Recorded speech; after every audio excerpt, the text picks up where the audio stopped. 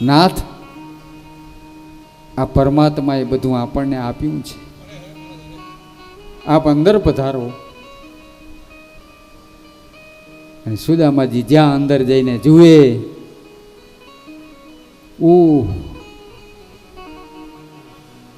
મારા મિત્રએ મને આટલું બધું આપ્યું અને એક શબ્દ પણ બોલ્યો નહીં. અને સુદામાજી જ્યાં અંદરના ખંડમાં જાય ને તો એક તો શું અસંખ્ય પીતાંબરો લટકી રહ્યા છે.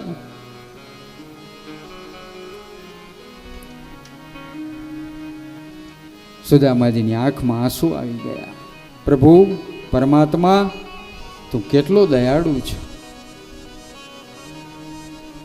મંદિર દેખ ડરે સુદામાજી, માલકો સુદામાજી મંદિર દેખ.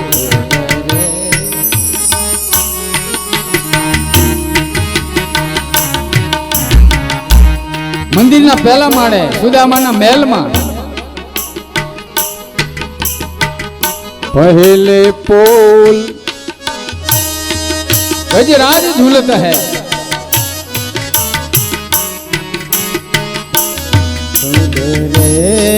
सुदामाजी मंदिर महल જોઈને જાણે સુદામાજીને એમ થયું મારી ઝૂંપડી ક્યાં ગઈ.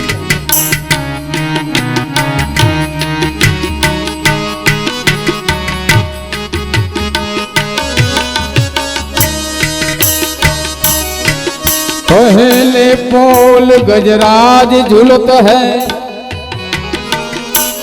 पहले पोल हाथियों बेसाड़ेला, पहले पोल गजराज झूलत है, दूजे तू रंग खड़े सुदामाजी मंदिर देख रे.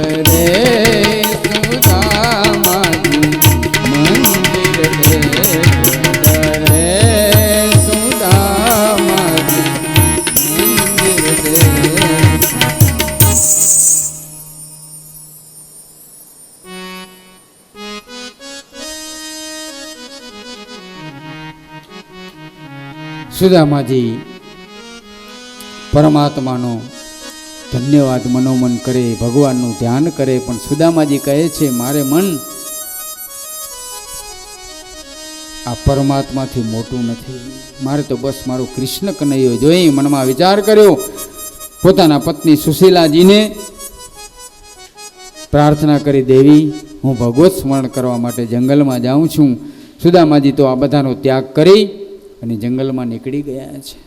ભગવાનના નામમાં પોતાનું મન જેણે જોડી દીધું છે, એવા પરમાત્મા સાથે જેણે એકતા કરી લીધી છે, એવા સુદામાજી ભગવાનના પરમ પ્યારા ભક્ત, જેની કથા સાંભળી અને પરીક્ષિત રાજાને ખૂબ આનંદ થયો છે.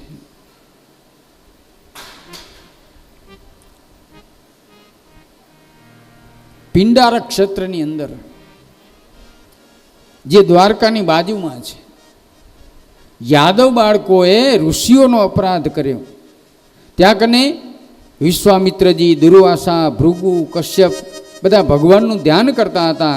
યાદવ બાળકો સાંભને સ્ત્રીના કપડાં પહેરાવી,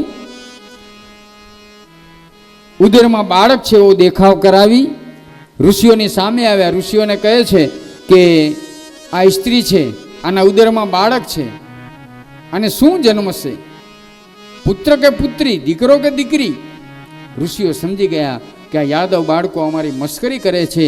એટલે ઋષિઓએ શ્રાપ આપ્યો કે આના ઉદરથી તમારા યાદવ કુળને નાશ કરવા વાળું મૂસળ નીકળશે.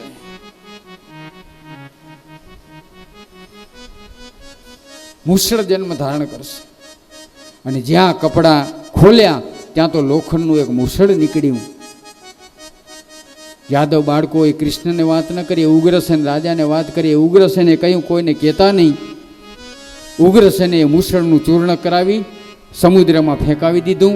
ત્યાંથી ચેરિયાના પાન ઉગી નીકળ્યા અને મૂસળનો જે ઝીણો કટકો વધ્યો ને એ પણ સમુદ્રમાં ફેંકાવી દીધું. અને જેમાંથી જરા પારધીએ કૃષ્ણ ભગવાન જ્યારે સ્વધામ ગયા એમાં બાણનું ફણું બનાવ્યું હતું, એ જ લોખંડનો ટુકડો. એ લોખંડનો ટુકડો એક માછલું ગળી ગયું. એ માછલું એ જરા પારધીને મળ્યું. પારધીએ માછલાને ચીર્યું, તેમાંથી લોખંડનો ટુકડો નીકળ્યો અને એ લોખંડના ટુકડાનું જરા પારધીએ ફણું બનાવ્યું હતું.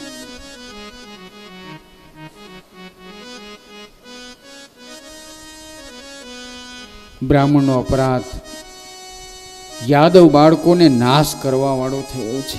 યાદવ વંશનો નાશ થયો ઋષિઓના અપરાધથી. ત્યાર પછી નવ યોગેશ્વરની કથા કહેવામાં આવી છે.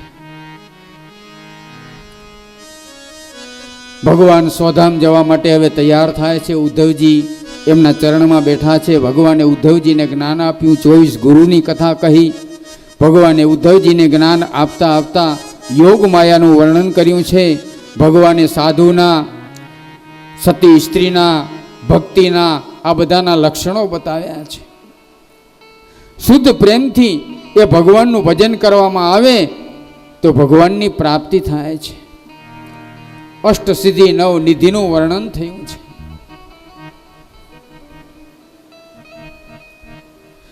ભગવાન ઉદ્ધવને કહે છે કે ઉદ્ધવ સ્વાદ છે ને એ ભાવમાં છે, પ્રેમમાં છે, વસ્તુમાં સ્વાદ નથી. આપણે કોઈને ઘરે ભોજન કરવા માટે જઈ, ભલે લુખું સુખું ભોજન હોય અને એનો જો ભાવ હોય, પ્રેમ હોય, તો પણ એની અંદર સ્વાદ ભરેલો છે. અને 32 વ્યંજન હોય અને એનો જો પ્રેમ ન હોય, એનો ભાવ ન હોય, એની નિષ્ઠા ન હોય, તો એ પણ કડવું ઝેર છે. ભગવાને ઉદ્ધવજીને જે જ્ઞાન આપ્યું એ બધું જ જ્ઞાન ભગવાન ઉદ્ધવજીને કહે છે કે ઉદ્ધવ, તમારે આ જ્ઞાન મૂર્ખને આપવું નહીં. કુપાત્રની આગળ વસ્તુ ન આવીએ પાનબાઈ, સમજીને રહીએ ચૂપ. મરને આવીને ધનનો ઢગલો કરે મોટો, ભલે હોય મોટો એ ભૂપ. ભલે ને રાજા કા ન હોય, પણ જો એ મૂર્ખ હોય તો એની આગળ જ્ઞાનની વાતો થાય નહીં. ભગવાન ઉદ્ધવજીને કહે છે કે ઉદ્ધવજી, તમે બદ્રિકાશ્રમ જજો. ઉદ્ધવજીને સલાહ આપી. ત્યાં તો દારૂક સારથી ત્યાં કને આવે છે. ભગવાન આજે પ્રભાસમાં બધા યાદવોને લઈ અને આવે છે. દારૂક સારથીને ભગવાન કહે છે કે દારૂક,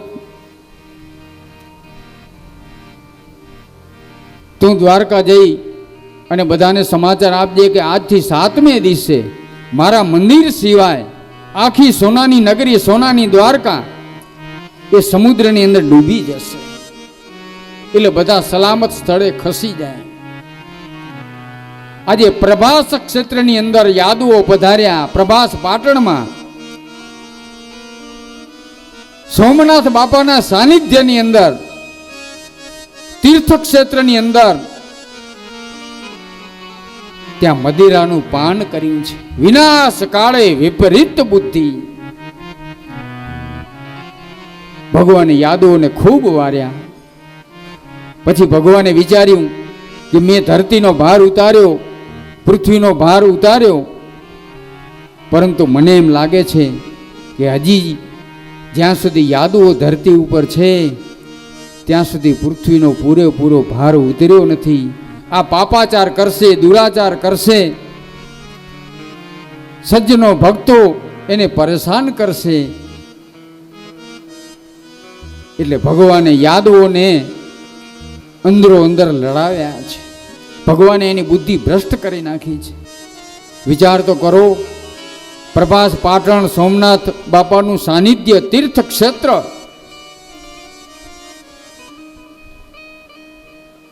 જ્યાં કને એની બુદ્ધિ બગડી અને મદિરાનું પાન કર્યું છે. અને આપણને ખબર છે, જે પરિવારની અંદર આ વ્યસન હોય, આ વ્યસને કેટલા ઘરો બરબાદ કર્યા છે. નશો નથી કોઈનો સગો, નશો નથી કોઈનો સગો, નશો સર્જે વિનાશ. શાસ્ત્ર કહે છે પૂછો જય યાદવ કુળને, જેની સાક્ષી પૂરે ઇતિહાસ. પૂછો જય યાદવ કુળને, જેની સાક્ષી પૂરે ઇતિહાસ. નશો નથી કોઈનો સગો, નશો સર્જે વિનાશ. પૂછો જય યાદવ કુળને, જેની સાક્ષી પૂરે ઇતિહાસ. જેનાથી બુદ્ધિ ભ્રષ્ટ બની છે, ભાન ભૂલી ગયા યાદવો, અંદરો અંદર લડવા લાગ્યા, એકબીજાને હથિયાર મારવા લાગ્યા. કૃષ્ણ બળભદ્રજીને પણ મારે છે.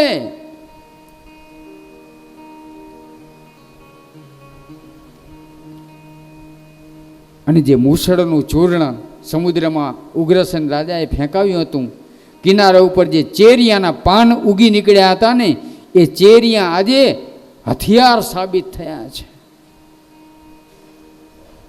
ચેરિયાના પાન ઉખેડી ઉખેડી અને યાદવો એકબીજાને મારે છે. હથિયાર જેવી જેની ધાર બની છે.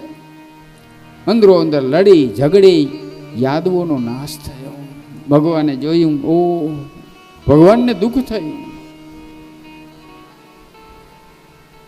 ભગવાને જ્યારે મહાભારતનું યુદ્ધ પૂરું થયું ને, ત્યારે ગાંધારીને ભગવાન મળવા માટે ગયા ને, ત્યારે ગાંધારીએ ભગવાનને શ્રાપ આપ્યો હતો કે જેવી રીતે તે કૌરવ કુળનો નાશ કરાયો ને કૃષ્ણ, એવી જ રીતે તારા યાદવ કુળનો પણ એક દિવસ નાશ થઈ જશે.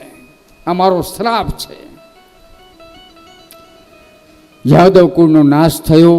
ભગવાનને શ્રાપ યાદ આવી ગયો.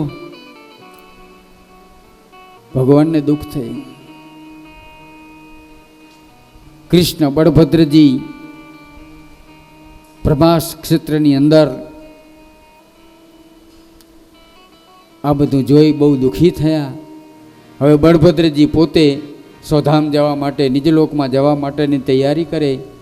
ભગવાન બળભદ્રજીએ ભગવાનનું ધ્યાન કર્યું અને નિજલોકમાં ગયા. બળભદ્રજીને નિજલોકમાં જતા જોઈ પરમાત્માને બહુ દુઃખ થયું.